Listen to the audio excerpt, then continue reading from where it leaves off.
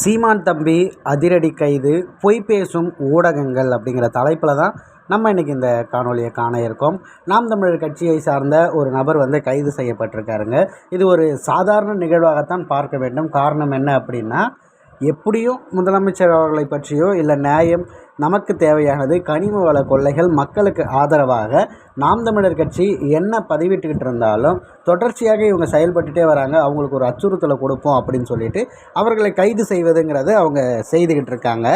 அந்த நிகழ்வை தான் பார்த்திங்கன்னா தக்கலை சார்ந்த விஜில் ஜோன்ஸ் அப்படிங்கிறவருக்கு செய்திருக்காங்க. அவர் நாம் தமிழர் கட்சியை சார்ந்த ஒரு நபர், கூடவே ஐடி விங்கில் வேலை செஞ்சுக்கிட்டு இருக்கார். ஆனால் அந்த செய்தியை எப்படி பதிவு செய்திருக்காங்க அப்படிங்கிறது தான் ரொம்ப ஒரு மோசமான விஷயமாக பார்க்கப்படுது. முதல்ல நிகழ்வு என்ன அப்படிங்கிறத நான் தெளிவுபடுத்திடுறேன். முதலமைச்சர் மு.க.ஸ்டாலின் அவர்களை பற்றி முகநூலில் அவதூறு பரப்பியிருக்காரு நாம் தமிழர் கட்சி நிர்வாகி அப்படின்னு சொல்லிட்டு. பெங்களூருக்கு அவரை பிடிப்பதற்காக ஒரு தனிப்படை அமைத்து அவர் பெங்களூரில் போய் பதுங்கி இருந்ததாகவும் அவரை மடக்கி பிடித்து விட்டார்கள் இந்த தமிழக தக்கலை காவலர்கள் அப்படின்னு சொல்லிட்டு செய்தியை பதிவு செய்திருக்காங்க.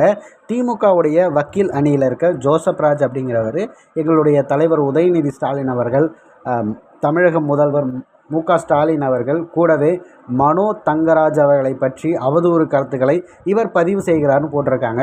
மனோ தங்கராஜ் யாருன்னு சொல்லிட்டு நிச்சயம் எல்லாருக்கும் தெரியும்னு நினைக்கிறேன். எந்த அளவுக்கு மோசமாக கனிம வள கொள்ளைகளை திருட முடியுமோ அந்த அளவுக்கு மோசமான நிகழ்வு குமரியில் நடக்குது அப்படிங்கிறதும் எல்லாருக்கும் தெரியும். அது குறித்து விழிப்புணர்வு பதிவை மக்களுக்காக தெரியப்படுத்திட்டு இருந்த விஜில் ஜோன்ஸ் அப்படிங்கிற நாம் தமிழர் கட்சியை சார்ந்த நபர், அவரை பெங்களூரில் ஐடி கம்பெனியில் ஒர்க் பண்ணிக்கிட்டு முடிந்தவரை நம்மளும் மக்களுக்காக ஏதாவது செய்யணும்னு சொல்லிட்டு இந்த மாதிரி விழிப்புணர்வு பதிவுகளை இட்டுக்கிட்டு இருக்காரு.